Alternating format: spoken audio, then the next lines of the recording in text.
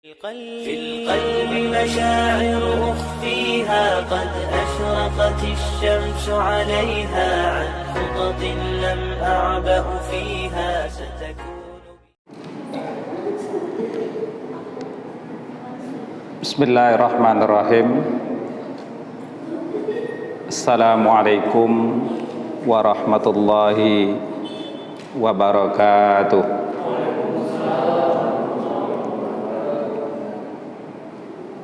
Alhamdulillah nahmaduhu wa nasta'inu wa nastaghfiruh wa na'udzu billahi min sururi anfusina wa min sayyiati a'malina. May yahdihillahu fala mudilla lahu wa may yudlilhu fala hadiyalah. Asyhadu an la ilaha illallah wa asyhadu anna Muhammadar Rasulullah.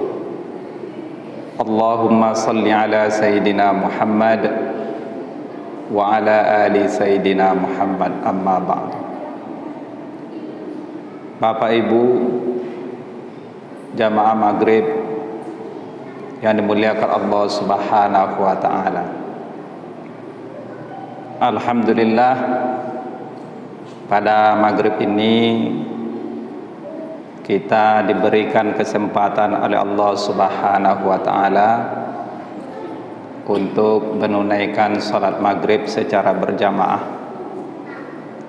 Semoga amal ibadah yang kita lakukan hari ini dan yang sudah berlalu serta yang akan datang mudah-mudahan diterima oleh Allah Subhanahu wa ta'ala. Baik, sebagaimana yang kita ketahui, rencananya yang akan mengisi tausiah malam ini sebagaimana biasanya Pak Ustadz kita, Pak Ustadz Haji Bakhtiar. Namun karena sesuatu dan lain hal beliau tidak bisa mengisi tausiah pada malam hari ini. Maka insyaallah pada kesempatan ini kita sedikit akan mengisi waktu pada maghrib ini. Baik Bapak Ibu yang berbahagia, di dalam Al-Quran Allah Subhanahu wa ta'ala berfirman, A'udzubillahi minasyaitonir rajim, Bismillahirrahmanirrahim. Lan tanalul birra hatta tunfiqu mimma tuhibbun wa ma tunfiqu min syai'in fa innallaha bihi alim. Ayat ini menjelaskan kepada kita, lan tanalul birra, kalian sekali-kali lan tanalul birra, tidak akan memperoleh, tidak akan mendapatkan kebaikan hatta tunfiku mimma tuhibbun, hingga kalian itu menafkahkan mimma tuhibbun, di antara apa yang kalian cintai. Jadi yang ditegaskan di dalam ayat ini, apa yang mau kita infakkan itu yang paling kita cintai. Kira-kira apa yang kita cintai? Kalau secara umum biasanya kita ini kalau punya uang cinta sama uang.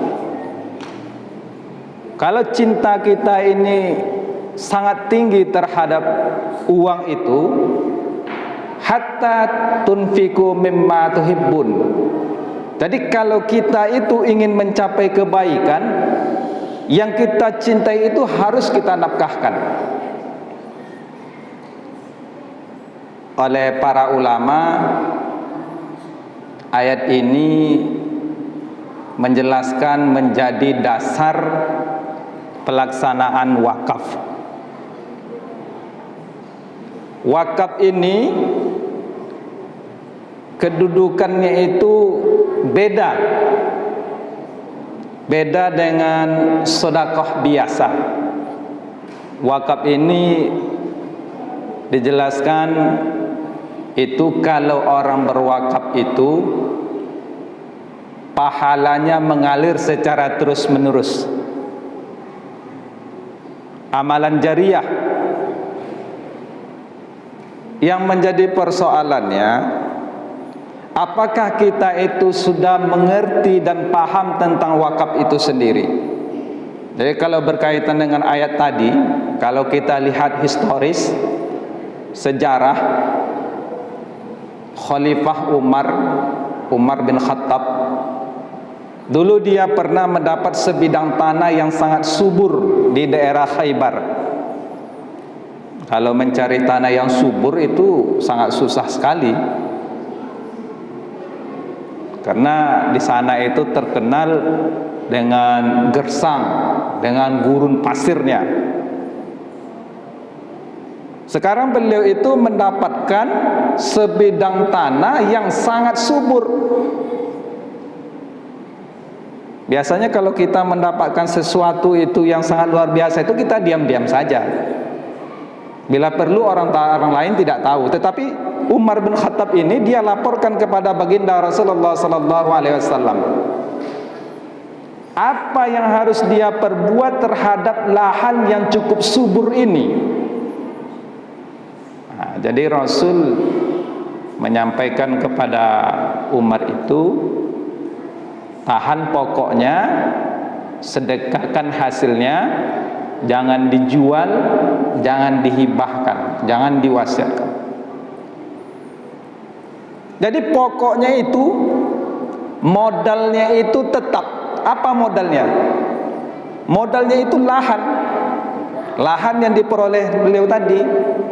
Nah, lahan ini dikelola dengan baik, kemudian menghasilkan, hasilnya itu dibagikan sesuai dengan peruntukannya. Disinilah letak beda wakaf dengan sedekah lainnya. Karena pokok itu enggak boleh hilang, enggak boleh berkurang, kalau bisa bertambah barang itu. Enggak boleh juga harta benda wakaf itu diwariskan. Jadi kalau seseorang berwakaf kemudian ditunjuk orang lain untuk mengelola harta benda wakaf itu, yang biasa disebut dengan nazir. Nazir ini harus amanah, harus mengelola harta benda wakaf tadi dengan baik. Jangan pula orang menitipkan, menyerahkan harta benda wakaf kepada nazir. Nazir itu menganggap bahwa dirinya yang memiliki harta wakaf itu keliru. Karena jangan sampai ada terjadi seperti itu, karena ada juga fenomena seperti itu, diserahkan benda wakaf kepada nazir, nazir menganggap itu miliknya. Enggak boleh. Lalu peruntukannya untuk apa? Peruntukannya sesuai dengan apa yang diikrarkan oleh wakif. Misal Pak Imam kita, Pak Ustadz Ma'ruf, mewakafkan uangnya sebanyak 10 juta, diserahkan kepada nazir. Nazirnya umpamanya pengurus masjid. Nah, nazir ini mengelola uang 10 juta yang diberikan oleh Pak Imam tadi. Dalam berikrar, Pak Imam itu menyampaikan hasil pengelolaan uang 10 juta ini pergunakan untuk kepentingan masjid. Jadi tidak boleh yang lain. Berarti dikelola untuk kepentingan masjid, hasilnya untuk itu. Nggak boleh untuk kepentingan yang lain sesuai dengan apa yang diikrarkan oleh nazir tadi. Jadi dalam sebuah wakaf itu ada orang yang berwakaf, ada benda yang diwakafkan, ada tujuan kegunaan wakaf itu, biasa disebut dengan mauquf alai. Untuk apa tujuannya? Kemudian ada majelis wakaf. Majelis wakaf itu apa? Ada saksi. Jadi kalau nggak ada saksi ini rawan terjadi masalah. Dulu-dulu orang-orang tua kita di kampung-kampung mereka banyak berwakaf. Cuma kadang-kadang wakaf ini tidak terdokumentasi dengan baik. Nggak ada hitam di atas putih. Lama-kelamaan harta benda wakaf ini nilainya cukup tinggi, sehingga ahli waris mengklaim itu miliknya. Padahal yang nama wakaf itu sudah melepaskan hak miliknya, dan itu sudah menjadi hak Allah Subhanahu wa taala. Nggak boleh diganggu gugat ila yaumil qiyamah, hingga hari kiamat. Makanya wakaf itu disebut dengan shadaqatun jariyah. Jadi wakaf itu harus ada saksi, minimal 2 orang yang menyaksikan bahwa si A mewakafkan uangnya 10 juta kepada nazir. Nazirnya pengurus masjid, kegunaannya hasilnya itu dipergunakan untuk kepentingan masjid. Yang perlu kita pahami dalam persoalan wakaf ini, wakaf itu ada yang namanya wakaf abadi. Wakaf abadi itu untuk selamanya. Kalau kita berwakaf tanah, kalau Bapak Ibu punya tanah, apalagi di Batam ini nilainya sangat luar biasa. Nah, itu kalau diwakafkan untuk wakaf itu sifatnya abadi. Abadi itu untuk selamanya. Bisa juga wakaf ini dalam jangka waktu tertentu. Waktu tertentu itu misalnya kalau Bapak Ibu punya tabungan di rekening uang 100 juta, supaya mendapat pahala yang luar biasa, 10 juta ini diserahkan kepada nazir, dikelola oleh nazir dalam jangka katakan umpamanya 10 tahun.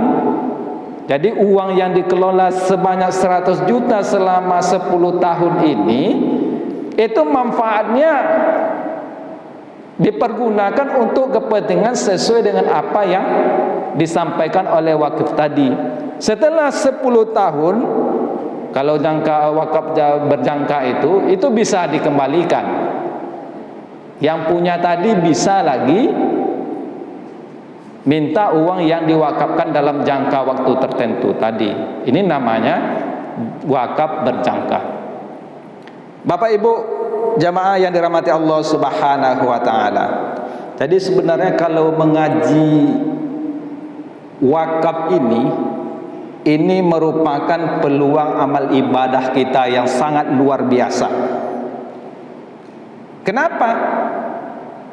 Kalau zakat, katakan zakat mal, itu harus menunggu kita dulu memiliki harta benda sampai nisabnya.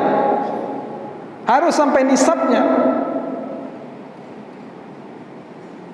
Dan itu harus sampai haulnya.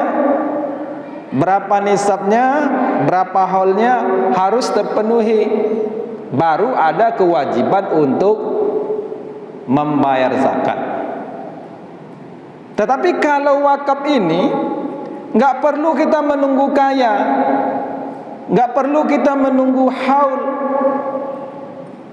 Yang penting ada tidak niat kita untuk berwakaf. Ini masjid kita sudah ada BMN.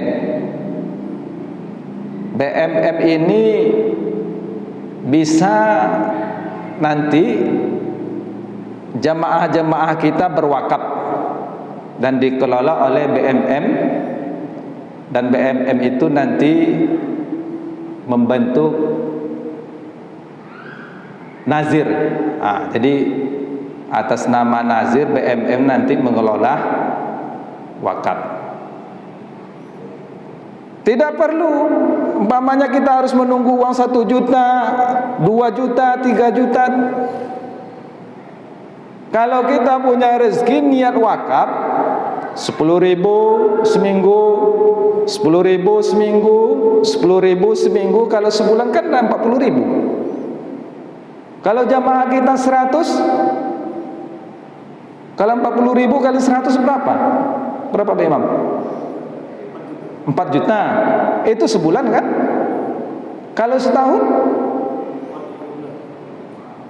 48 juta. Itu kan hitungannya sebenarnya gampang aja, 10.000 saja. Nah 48 juta ini kalau kita dikelola oleh masjid, katakan saja umpamanya mengelola air minum, air mineral. Masjid kita mengelola air mineral ini, satu rumah 1 dus setiap bulan. Jangan ke setiap minggu, setiap bulan saja. Kalau dapat 1.000 berapa? Kalau 600 rumah di perumahan kita ini, 600 dus dapat 1.000, berarti berapa sebulan masukannya itu? 600 kali 1.000,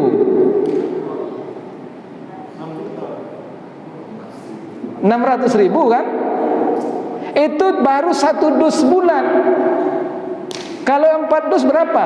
2.400.000. Itu cuma dengan kita berimpak 10.000, dengan estimasi yang berwakaf tadi itu cuma 100 orang. 100 orang. Kalau kita 500, 600 berapa? Jadi wakaf ini sebenarnya merupakan potensi ekonomi umat yang memiliki nilai ibadah yang sangat tinggi.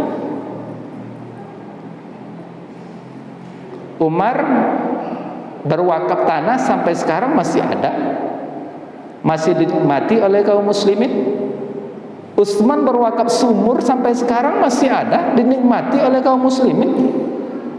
Orang Aceh, ulama Aceh berwakaf tanah di Mekah beberapa tahun yang dulu, sekarang masih dinikmati oleh masyarakat Aceh. Jadi kalau Bapak Ibu mau naik haji melalui Aceh, itu akan mendapat manfaat dari wakaf yang dilakukan oleh ulama Aceh di Mekah dulu. Itu perkiraannya 4 juta 1 orang dari Aceh. Ada yang dibangun untuk hotel. Ini kan luar biasa kalau wakaf itu dikelola dengan baik. Dan itu harus dikelola secara profesional kalau mau mengembangkan wakaf ini menjadi wakaf produktif. Di ayat tadi, lan tanalul birra hatta tunfiqu mimma tuhibbun.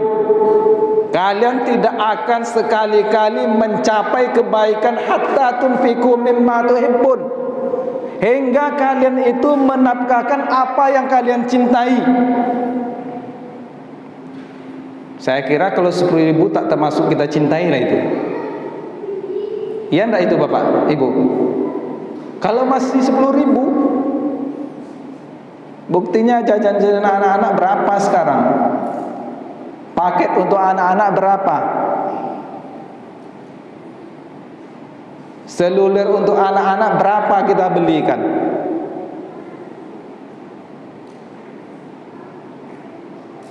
Jadi tanda-tanda sesuatu itu yang kita cintai ada tanda-tandanya. Tanda-tandanya biasanya itu, indikasinya itu, apabila barang itu tidak ada, kita risau.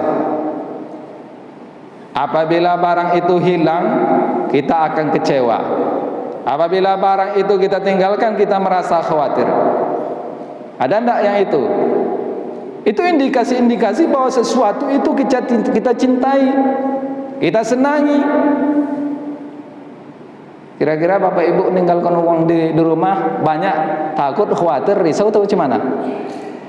Kalau takut, khawatir, risau berarti Ibu cinta terhadap uang itu. Kalau begitu, itu yang harus dinafkahkan. Nabi kan menjelaskan kepada kita, idza matal insanu inqata'a amaluhu illa min salasin. Kalau kita ini sudah meninggal dunia, ada enggak kita ini yang yakin tak meninggal ini? Ada enggak, Bu? Bapak, kita yakin tidak meninggal dunia? Yakin tidak yakin kita meninggal dunia, kita pasti akan menemukan kematian itu. Kematian itu pasti akan menjemput kita. Kemanapun kita berada, kemanapun kita lari, kalau kita sakit, kemanapun kita berobat, tetap kematian itu akan datang kepada kita. Jangan mengklaim bahwa kita ini banyak duit, pergi berobat ke tempat yang canggih, fasilitas yang lengkap, yang bisa mengatasi penyakit-penyakit yang kita miliki, bahwa kita akan sembuh, sehat dan hidup selamanya. Tidak. Kemanapun kita akan lari, akan dikejar oleh kematian itu. Nah, idza matal insanu inqata'a amalu illa min thalasin. Kalau manusia, kalau anak Adam ini sudah mati, semua amal ibadahnya terputus. Ya, karena orang sudah mati itu kan terputus. Mau datang ke masjid lagi nggak bisa, mau silaturahim lagi nggak bisa, mau ngasih orang berpuasa apa namanya, perbukaan untuk orang berpuasa nggak bisa lagi, mau mengikuti majelis taklim, majelis yang mulia ini tak bisa lagi, kan udah mati. Tetapi ada yang akan mengalir setelah kita itu meninggal. Amalan yang kita lakukan waktu kita masih hidup apa? Shadaqatun jariyah. Sedekah yang pahalanya itu akan senantiasa selalu mengalir. Bagaimana supaya yang kita sedekahkan itu selalu mengalir? Ya, inilah bagaimana kecerdasan kita dalam beribadah. Kalau kita kasih hibah, ini beda kedudukannya. Bapak ibu punya uang 100.000, dihibahkan kepada si A. Nah, hibah ini memang kita dapat pahala. Tetapi apakah yang penerima hibah ini bisa memproduktifkan yang 100.000 ini atau tidak? Kalau tidak kan 100.000 cukup. Pergi ke yatiman center, selesai, habis. Tapi beda kalau kita wakafkan 100.000 ini, yang 100.000 ini tetap nggak boleh habis, dikelola dengan baik. Hasil pengelolaannya itu, inilah yang disebut dengan pahala yang selalu mengalir, shadaqatun jariyah.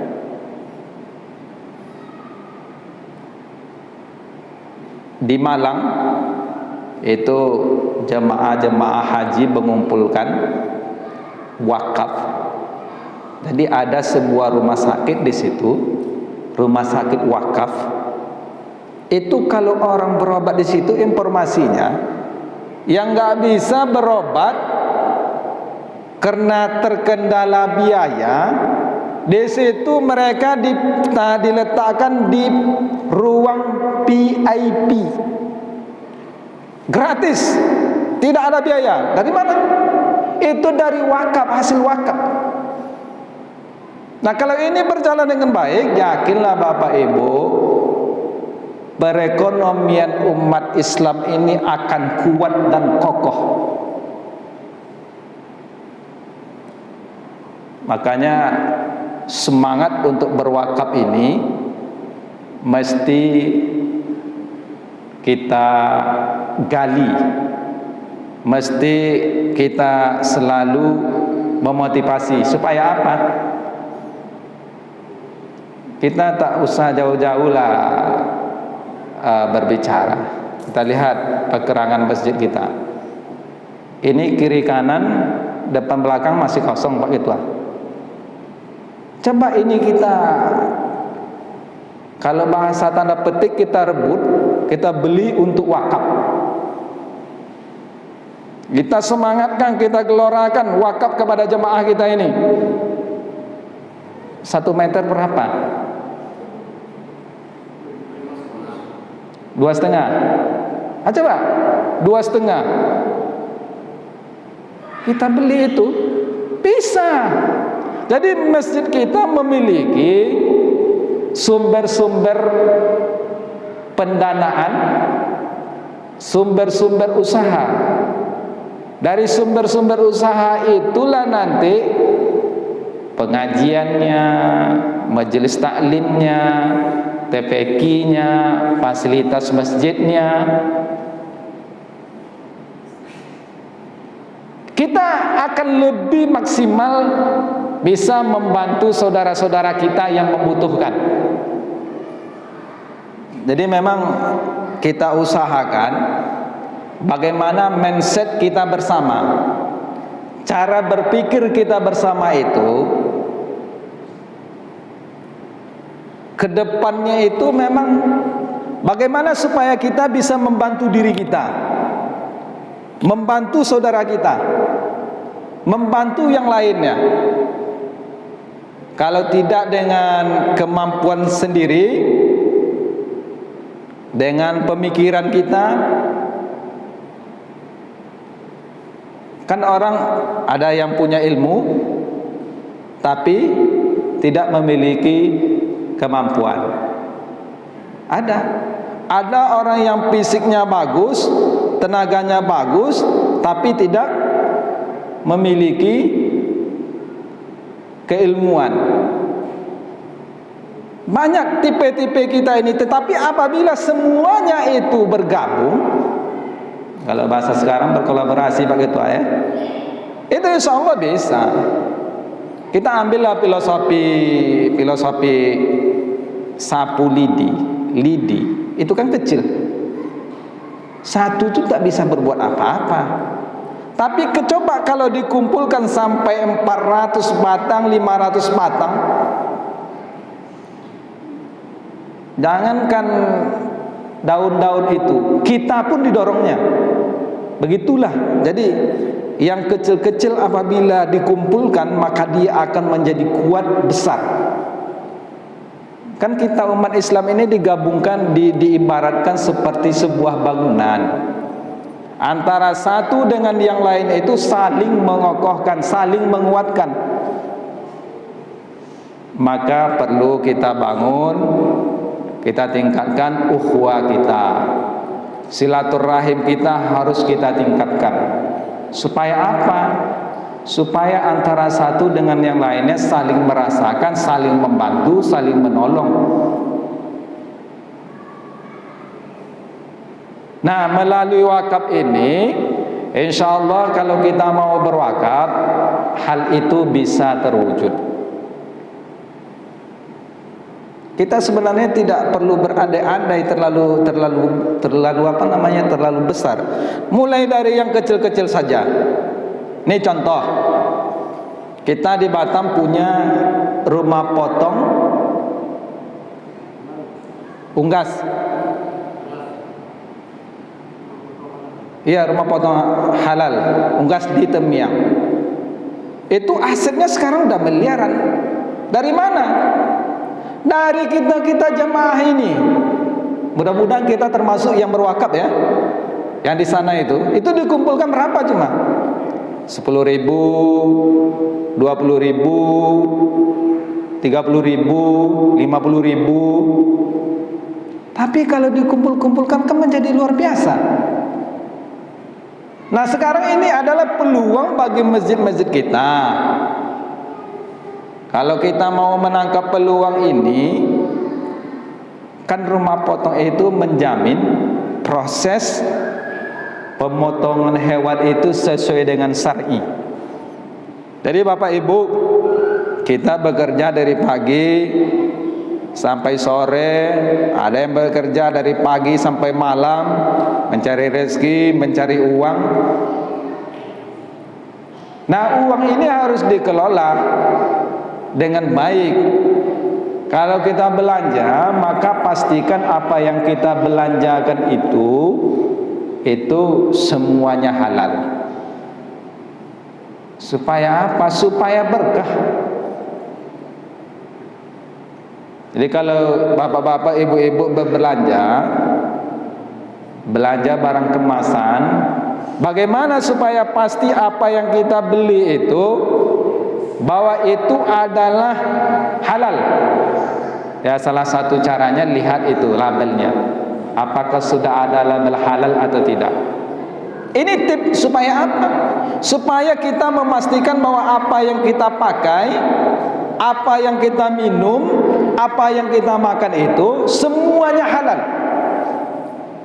Termasuk kalau bapak ibu mau beli ayam, beli kambing, beli sapi, pastikan itu halal.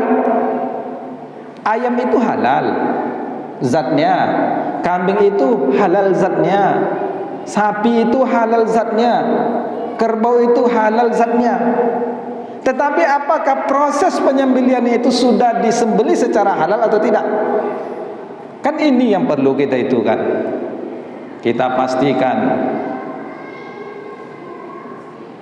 Kalau tidak nanti bisa menjadi penyakit.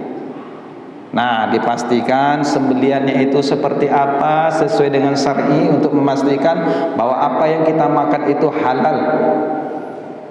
Keberkahannya di situ. Nah, nanti kalau masjid-masjid mau menangkap peluang ini kan bisa disampaikan ke sana. Masjid kita seminggu 50 kilo. Jemaah kita setiap minggu pesan 1 kilo setiap rumah. Itu kan sumber-sumber ekonomi, dan kita memastikan bahwa jemaah kita itu memastikan bahwa apa yang dikonsumsinya itu betul-betul halal. Ini peluang. Bapak Ibu jemaah yang dirahmati Allah Subhanahu wa taala, kembali lagi kepada masalah wakaf tadi. Wa ma tunfiqu min syai'in fa innallaha bi alim. Apapun yang kalian infakkan min syai'in, dalam bentuk sesuatu, apakah dalam bentuk uang, dalam bentuk kendaraan, dalam bentuk pakaian, dalam bentuk rumah dan lain sebagainya, fa innallaha bi alim, sesungguhnya Allah mengetahui hal tersebut. Jadi kita tak usah ragu-ragu, tidak usah khawatir masalah kita bernafkah ini, berinfak ini, karena akan dinilai oleh Allah Subhanahu wa taala dan itu akan dikembalikan kepada kita. Jadi kalau kita mau cerdas beribadah seperti itu, sikit nilai ibadahnya tinggi. Kayak kita mengucapkan tasbih, subhanallah, subhanallah, subhanallah, tahmid, alhamdulillah, alhamdulillah, alhamdulillah. Ringan kan? Tetapi itu nilainya sangat luar biasa. Kalau kita bertasbih, bertahmid, ringan diucapkan, berat ditimbangannya. Ini kan ibadah cerdas. Cuma persoalannya apakah kita sudah melakukan itu atau tidak. Ibadahnya ringan, nilainya sangat luar biasa. Kayak umpamanya menyingkirkan, kalau di dalam hadis itu duri ya di jalan, itu nilai ibadahnya sangat luar biasa. Kalau sekarang apa? Batu, pasir, kerikil yang ada di jalan yang membuat orang bisa celaka, itu dihindarkan, dibersihkan supaya orang lewat jalannya mulus, nyaman. Tapi kan sekarang kita aneh kan, jalan-jalan yang mulus, kita bikin situ polisi tidur. Padahal hadis mengatakan kalau ada duri di jalan, itu duri itu dibuang supaya orang nyaman lewat. Ya enggak? Tapi kita bikin. Bagaimana kita mau menjalankan sunnah itu?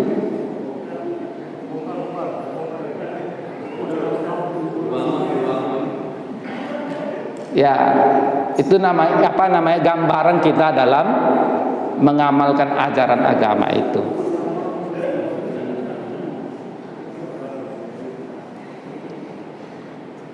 Karena supaya apa? Supaya semuanya bisa menikmati. Bisa menikmati. Coba kita bayangkan kalau kita jualan, bawa gerobak dorong. Coba kita bayangkan itu. Kalau kita jalan kaki enak. Bapak Ibu jamaah yang dirahmati Allah Subhanahu wa taala. Ini apa namanya itu? Gambaran bagaimana supaya kita itu cerdas dalam melaksanakan ajaran-ajaran agama. Salah satunya seperti tadi dalam bentuk berwakaf. Jadi tidak usah ragu-ragu. Apa yang harus saya wakafkan? Saya tidak punya tanah. Dulu kalau orang-orang di kampung dia nanam pokok kelapa, kelapa ini saya wakafkan. Hasilnya itu siapa ngambil silakan. Kalau kita kan di depan-depan rumah banyak itu mangga. Mau tak kita mewakafkannya? Mangga ini saya wakafkan, keperluannya untuk keperluan masjid. Nanti pas panen, dipanggil petugas masjid, ambil panen jual untuk masjid. Bisa kalau kita mau. Persoalannya mau atau tidak kita, ngerti atau tidak.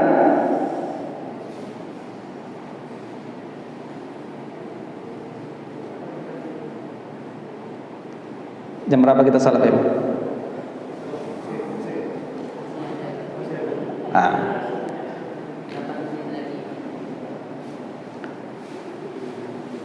Wakaf ini merupakan sekali lagi sesuatu yang sangat luar biasa. Kalau kita sudah meninggal dunia, kalau kita berwakaf ke masjid, selama apa orang beribadah di masjid itu, selama itu pula lah amalannya mengalir kepada kita. Anak yang soleh. Jadi anak yang berkah itu anak yang soleh, bukan anak yang pintar ya. Ini perlu kita garis bawahi ini, karena kita selalu orang tua mengharapkan anak kita itu pintar, mengharapkan anak kita itu hebat, mengharapkan anak kita itu menjadi orang kaya. Boleh, silakan didik anak kita itu menjadi anak yang pintar, anak yang kaya, anak yang berpengaruh. Tapi jangan lupa, anak kita itu diharapkan anak yang berkah. Berkah itu dari mana? Anak yang mendoakan kedua orang tuanya. Ini banyak, hebat, luar biasa. Tapi jangan kamu mendoakan orang tua, bertemu sama orang tua nggak mau. Nah, kita berharap bagaimana anak-anak kita ini menjadi anak-anak yang soleh, yang mendoakan kedua orang tuanya. Inilah doa-doa anak kita, inilah yang kita harapkan nanti ketika kita tidak ada mengalir kepada kita. Anaknya berdoa, Allahumma ufirli dzunubi wali walidayya warhamhuma kama rabbayani shaghira. Ya Allah, ampunilah dosaku dan dosa kedua orang tuaku. Kita orang tua ini sebenarnya inilah yang kita harapkan dari anak-anak kita. Mau berharap rumah besar, kalau kita tidak ada, tak ada lagi guna rumah itu. Mau kita dihargai, kalau kita tak ada, orang tak menghargai kita lagi. Tapi apa yang kita harapkan dari anak kita? Doa itu tadilah yang akan sampai kepada kita, karena kita tidak bisa berbuat apa-apa lagi. Anak yang soleh maka dia akan mendoakan kedua orang tuanya. Inilah yang kita selalu doakan. Rabbana hablana min azwajina wa dzurriyyatina qurrata a'yun waj'alna lil muttaqina imama. Ini yang selalu kita doa, supaya anak-anak kita itu menjadi anak-anak yang soleh, yang mendoakan kita kalau kita tidak ada. Ketiga, ilmu yang bermanfaat. Kalau kita sudah meninggal dunia, semuanya terputus kecuali 3. Sedekah jariyah, ini yang disebut dengan oleh para ulama itu masalah wakaf. Dan wakaf ini sunnah ya. Anak yang soleh, ilmu yang bermanfaat. Ilmu itu banyak yang tidak bermanfaat. Banyak ilmu itu tidak bermanfaat. Punya ilmu, tetapi ilmu itu gunanya untuk kepentingan hawa nafsu. Kalau kepentingan hawa nafsu itu ya untuk dirinya, merugikan orang lain, menimbulkan kerusakan. Tetapi kalau ilmu bermanfaat itu bermanfaat untuk dirinya, bermanfaat untuk keluarganya, bermanfaat untuk masyarakatnya, bermanfaat untuk bangsanya. Itu ilmu yang baik, ilmu yang berkah. Bapak Ibu yang dirahmati Allah Subhanahu wa taala, barangkali ini yang bisa saya sampaikan ya dalam kesempatan ini. Pak, silakan Pak. Waalaikumsalam warahmatullahi wabarakatuh. Ya.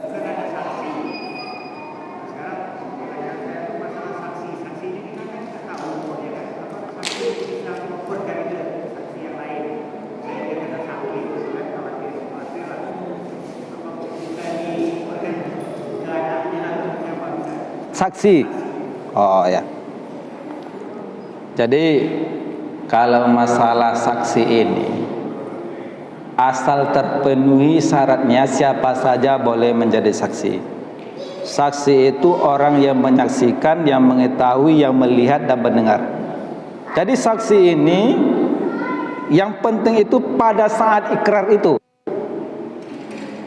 Si A berwakaf, saksinya ini.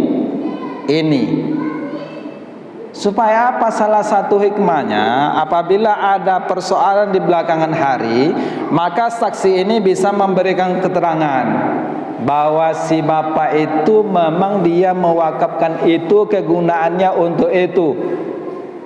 Salah satu syarat saksi ini harus adil. Adil ini yang perlu menjadi saksi ini kadang-kadang di sini yang terabaikan oleh kita.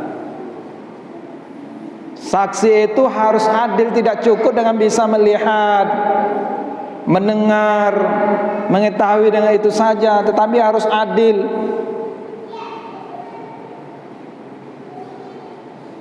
Jadi pada saat itulah kegunaannya itu saksi itu. Nah, persoalan dialihkan tidak dialihkan itu di luar itu, di luar konteks. Hikmahnya itu tadi, apabila ada hal belakangan hari, si saksi ini bisa memberikan keterangan secara benar sesuai dengan apa yang disaksikannya untuk menghindari masalah di belakangan hari. Kalau berhutang kan perlu saksi juga. Cuma kadang-kadang kita berhutang tidak pakai saksi, tidak pakai catat. Padahal sekecil apapun itu harus dicatat. Ayat yang terpanjang masalah hutang, ayat yang terpanjang di dalam Al-Quran itu adalah masalah hutang. Coba kita lihat dalam surah Al-Baqarah. Itu ayat terpanjang. Artinya itu sangat penting ada saksi itu, sangat penting ada pencatatan itu. Jadi agama kita ini sebenarnya sudah mengajarkan bagaimana menata administrasi dengan baik. Bapak Ibu mungkin cukup ya, karena kita terbatas waktu. Mudah-mudahan ini ada manfaatnya buat kita semua. Yang benar itu datangnya dari Allah Subhanahu wa taala. Wabillahi taufiq wal hidayah. Wassalamualaikum warahmatullahi wabarakatuh. Fil qalbi mashaa'ir ukhfiha qad ashraqatish shamsu 'alayha 'an khutatin lam a'ba'u fiha satakun